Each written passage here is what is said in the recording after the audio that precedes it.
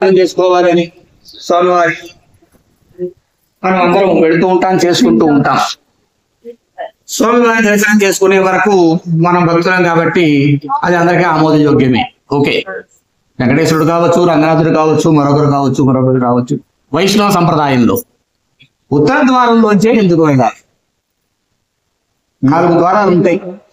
దక్షిణ ద్వారంలోంచి ఎందుకు వెళ్ళకూడదు? తూర్పు ద్వారానికి పనికిరాదా? ఉత్తర ద్వారానికి అంత ప్రాశస్యం ఏమిటి? అది కూడా ఆ ముక్కోటి ఏకాశి నాడే ఎందుకు ప్రాశస్యం, ఆ రోజునే ఎందుకు తెరుస్తారు అనేటటువంటి విషయాలు ఈ ప్రశ్నలు మనలో వస్తూ ఉంటాయి. ఇవి తెలుసుకోవాలి. ఈ విషయాలన్నిటికీ కూడా వివరణ విష్ణు పురాణంలో ఉంది. ఏమిటంటే, సృష్టి ఆదిలో ఒక కల్పం తర్వాత మరో కల్పం ప్రారంభమయ్యేటప్పుడు కొన్ని వేల యుగాలు కలిస్తే ఒక కల్పం, వేల యుగాలు కలిస్తే ఒక కల్పం, ఓ కల్పం తర్వాత మరో కల్పం ప్రారంభమయ్యేటటువంటి ఆ మధ్య సమయంలో జల ప్రళయం ఏర్పడుతుందట. మొత్తం ప్రపంచం అంతా కూడా, భూనభోంతరాల మొత్తం అంతా కూడా సముద్రాలే. జల ప్రళయం. ఆ జల ప్రళయంలో మహావిష్ణువు ఆదిశేషు మీద కాకుండా చిన్న వటపత్రశాయిగా తయారై బర్రాకు మీద పడుకొని అలా ఈదుకుంటూ ఉంటాట, తేలియాడుతూ ఉంటాట. అదిగో అక్కడ వచ్చింది వటపత్రశాయి అనేటటువంటి పదం. చిన్న బాలుడు మాదిరిగా, బాలుడు కూడా కాదు, శిశువు మాదిరిగా మర్రాకు మీద పడుకొని, అన్నమాచార్య కీర్తన కూడా ఉంది, మర్యాక మీద పడుకుని తేలి ఆడేటటువంటి కీర్తన కూడా ఉంది. అదిగో అక్కడే వచ్చింది వటపత్రశాయి అనేటటువంటి పదం. ఆ శైశవావస్థలో ఉంటారు ఆ స్వామి. ఇంకేదంటే ఆయనకి డ్యూటీ లేదు, స్థితి లేదు, ఎవరిని స్థితి పెంచి పోషించవలసింది ఏమీ లేదు. సృష్టి లేదు అసలు. అక్కడ సృష్టి ఉంటే వాళ్ళకి ఇంత అన్నం పెట్టాలి, పోషించాలి. ఏమీ లేదుగా, సృష్టి లేదు. సరే, బ్రహ్మగారికి అంతకంటే పని లేదు, సృష్టి లేదు కాబట్టి అందరికీ హాలిడేస్. ఆ సమయంలో బ్రహ్మగా ఆ విష్ణుమూర్తి యొక్క నాభి నుండి ఒక పద్మం ఉద్భవించింది. ఆ తూడు పైన ఒక పువ్వు. ఆ తూడులో హాయిగా దుప్పటి ముసుగట్టు పడుకున్నట్టు బ్రహ్మగారు.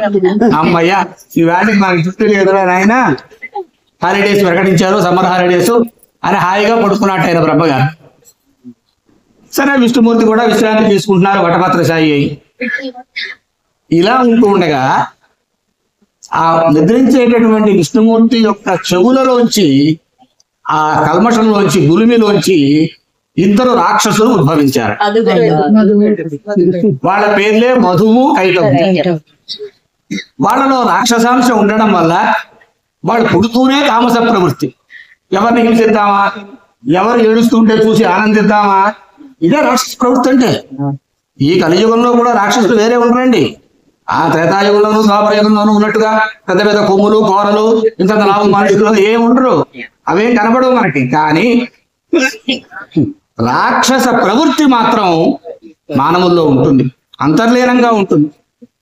వాడు చేసే పనులు, లేదా వాడు మాట్లాడే మాటల వల్ల అవతల వాళ్ళు నొచ్చుకోవడం, అవతల వాళ్ళని ఏడిపించడం ద్వారా వీడు ఆనందించడం, ఇవన్నీ రాక్షస ప్రవృత్తి. సరే, వాడు తామస ప్రవృత్తిలో ఉన్నారు.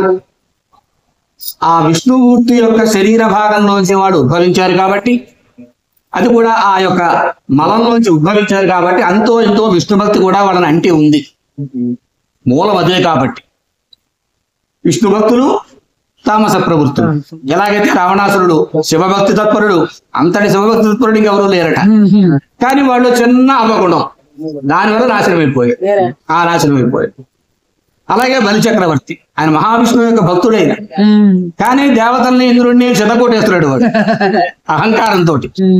అందుకని వామనావతారం ఎత్తవలసి వచ్చింది. అనుగ్రహించాడు ఆ రాక్షసుడిని. పాతాళలోకంలో ఉండరా, నువ్వు ఇక్కడ కాదు, నువ్వు అక్కడ పరిపాలించుకో, నీకు అక్కడ ఇచ్చారు స్థలం నేను అని పట్టా రాసి ఇచ్చాడు. అక్కడ ఆయనకి ఏదో తొక్కేశాడు. పాతాళంలో కూర్చున్నాడు బలిచక్రవర్తి. ఇలా కొంతమంది రాక్షసులను సంహరించాడు మహావిష్ణువు, కొంతమందిని అనుగ్రహించాడు. ఇప్పుడు కథలో ఈ మధుకైటములు అనేటటువంటి రాక్షసులు ఉద్భవించగానే వాళ్ళు ఆ రాక్షసాంశతోటి ముందు ఎవరిని పట్టుకున్నారు అంటే బ్రహ్మగారిని పట్టుకున్నారు. వెలుబాగులోడు ఆయన ఒక్కడే దొరికాడు పాపం. పడుకొని ఉన్నాడు, నిద్రపోతున్నాడు. ఆయన పట్టుకున్నారు. ఆయన పట్టుకొని ఆయన తినేపోయారు. మింగేపోయారు. ఆయనకి యుద్ధం చేయడం చేత కాదు. పరమేశ్వర మహానుభావ మహాశక్తి కాళీ అని చెప్పేసి ఆయన ప్రార్థన చేయడం మొదలెట్టాడు. ఆ మహామాయని ప్రార్థన చేశాడు ఆయన, ఆ పరబ్రహ్మ గారు. ఇవాటికి కూడా వీళ్ళందరికీ కూడా త్రిమూర్తులు ముగ్గురి కంటే కూడా ఉన్నటువంటిది మహామాయ, మహాశక్తి స్వరూపిణి ఆవిడ. ఆమె యొక్క సృష్టి చేతనే ఈ త్రిమూర్తులు ఉద్భవించారు. ఆ మహామాయని ప్రార్థించాడు నన్ను రక్షించమని బ్రహ్మగారు, వీళ్ళ ధాటికి తట్టుకోలేక. అప్పుడు ఆ మహామాయ ఈ వటభద్రశాయిగా ఉండేటటువంటి మహావిష్ణువుని నిద్రలేపి, అదిగో చూడవయ్యా వాళ్ళు ఏదో అలర్ట్ చేస్తున్నారు ఆ పిల్లలు, మన పిల్లలే కదా, కొంచెం కంట్రోల్ చేయవాళ్ళని అని చెప్తే అప్పుడు మహావిష్ణువు లేచి, ఒరే నాయన ఇలా రెండురా ఇక్కడ కూర్చోడరా అన్నాడు. వాళ్ళిద్దరు నేను ఏమిటి రా ఎలా ఉన్నారు, లేదు మేము బ్రహ్మగారిని తినేస్తాం మాకు ఆకలిస్తుంది అన్నారు. వాడు ఉదయం ఒకటి ఆకలిస్తే అన్నం తినే బ్రహ్మగారి తిన్నా అంటే మేము బ్రహ్మగారిని తినేస్తాం అన్నారు. అలా కాదు, మీరు చాలా మంచివాడు, అలా చేసే పిల్లలు మరి ముందు బుజ్జగించాలి కదండి, బుజ్జగిస్తే వాళ్ళు మన లైన్లోకి వస్తారు.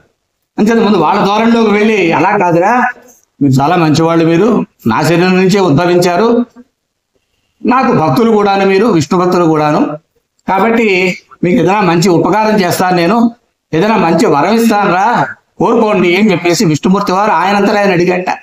కొన్ని వేల సంవత్సరాలు తపస్సు చేస్తేనే కానీ ఋషీశ్వరులకి రానటువంటి అనుగ్రహం ఆ రాక్షసులకి తక్షణమే వచ్చింది. ఏం చేద్దా, వాడు అల్లరి కారణంగా వాడికి ఏదో అల్లముక్క పెడితే తింటూ కూర్చుంటాడు, అలా చేయడం మానేసి. అందుకని ఆ పిల్లల్ని, ఆ రాక్షసుల్ని ఇలా మాట్లాడేటప్పటికీ వాళ్ళన్నారట, ఆ గర్వంతో నువ్వు నాకు వరం ఇచ్చేది ఏమిటి, మేమే మీకు వరం ఇస్తాము అన్నారు. సరే అయితే నాకు వరం ఇస్తారా మీరు, కోరుకో ఏం కావాలో కోరుకో, మేమే ఇస్తాం మీకు వరం అని వాళ్ళ చేత అడిగించాడు. ఆయన అడిగించాడు, టెక్నిక్ అదనమాట. సరే వాళ్ళు వెంటనే ఏమన్నారంటే, జీవితం ఎలాగో అశాశ్వతమైనదే, మాది రాక్షస ప్రవృత్తి, నువ్వు కాకపోతే శివుడు కాకపోతే ఇంకోటి వచ్చి మమ్మల్ని వేసేస్తాడు, మేము అయిపోవడం ఖాయం, ఈ అయిపోయిన నీ చేతిలో అయిపోతే మాకు శాశ్వతంగా ఉంటుంది, మేము మీ పాదదాసులం కాబట్టి, మీ భక్తులం కాబట్టి, మీ శరీరం నుంచి ఉద్భవించిన వాళ్ళం కాబట్టి మమ్మల్ని చంపేసేయి, నీ చేతుల్లో మాకు మరణాన్ని అనుగ్రహించు అని ప్రార్థన చేశారు మధుకైటం. సరే తథాస్తు, అలాగే రా, ఈయనకు కావాల్సింది కూడా అదే, కాలగారి అందరూ నెరవేర్చారని మొత్తం మీద ఈయనకు కావాల్సింది అదే, వాళ్ళు అడిగింది అదే. సరే అలాగే రా తథాస్తు అన్నాడు ఆయన. కానీ వాళ్ళు 2 కండిషన్స్ పెట్టారు. ఏమిటా కండిషన్స్? మేము చచ్చిపోతాం మీ చేతిలో, కానీ నీళ్లు లేనటువంటి చోట పెట్టి మమ్మల్ని చంపాలి. అప్పటికే జలప్రళయం, ఎక్కడ చూసినా జలం, అందులో తేలి ఆడుతున్నాడు మర్యాక మీద ఈయన, కింద కాలు పెడితే నీరు, ఎక్కడా నీరు లేని ప్రదేశంలో చంపమంటే ఎలాగా సాధ్యం? ఇలా అడుగుతాం మనం, అది అసాధ్యం కాబట్టి ఆయన మనం చంపలేడని వీళ్ళ ఆలోచన, సంకుచిత బుద్ధితోటి. ఒకటో కండిషన్.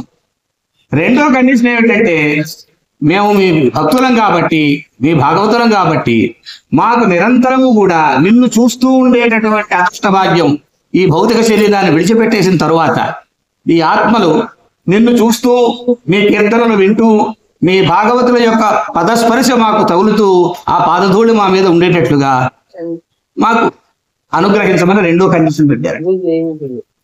భౌతిక శరీరం లేకపోయినా ఆత్మలు మేము నిరంతరం ఇక్కడే ఉంటాం, నిన్ను చూస్తూ ఉంటాం, నిన్ను ధ్యానిస్తూ ఉంటాం, నీ భాగవతుల యొక్క పాదధూళి మా మీద పడుతూ ఉండాలి, అలా అనుగ్రహించమని ఈ 2 కండిషన్స్ పెట్టారు.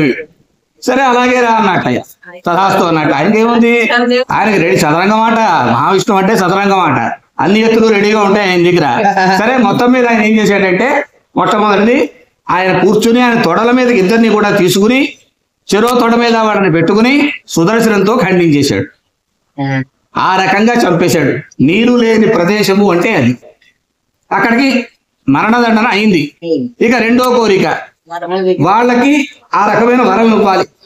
అప్పుడు అన్నట్టయినా, సరేరా మీరు ఎక్కడ పోస్టులు ఏం ఖాళీ లేవు, అందరినీ అపాయింట్ చేసేసాను, సరే ఓ పని చేయండి, ఈ 4 ద్వారాలలోనూ ఉత్తర ద్వారం ఉంటుంది నా దేవాలయానికి, ఆ ఉత్తర ద్వారం దగ్గర నిలబడండి, మీరు ఉండి నా భక్తులైనటువంటి వాళ్ళు, పరమ భక్తులైన వాళ్ళు, భాగవతులు లోనికి వస్తూ ఉంటారు, వాళ్ళు ఎంత భక్తితో వస్తున్నారు, ఏమిటి, ఏ రకంగా ఉన్నారు, స్వార్థంతో వస్తున్నారా, నిస్వార్థంతో వస్తున్నారా, వైరాగ్యంతో వస్తున్నారా అనే విషయాలు మీరు పరిశీలిస్తూ, ఆ వైరాగ్యంతో వచ్చేటటువంటి వాళ్ళని మాత్రమే లోనికి, ఆ ఉత్తర ద్వారం గుండా మా లోపలికి పంపించండి. అది కూడా సంవత్సరానికి ఒకరోజు మాత్రమే మీ డ్యూటీ, ముక్కోటి ఏకాదశి నాడు.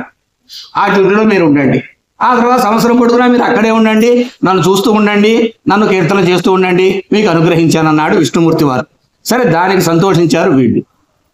ఇది కథ, మధుకైటభుల యొక్క కథ. కానీ ఇందులో మనం తెలుసుకోవలసినటువంటి తత్వం ఏమిటి? ఇది ప్రధానమైన విషయం. నిజంగా మధువు పుట్టాడా, నిజంగా కైటభుడు పుట్టాడా, పుట్టగానే అలా అడుగుతాడా, వాడికి అంత శక్తి ఉంది, ఇవన్నీ వద్దు ప్రశ్నలు. ఇందులో తత్వం ఒకటి ఉంది.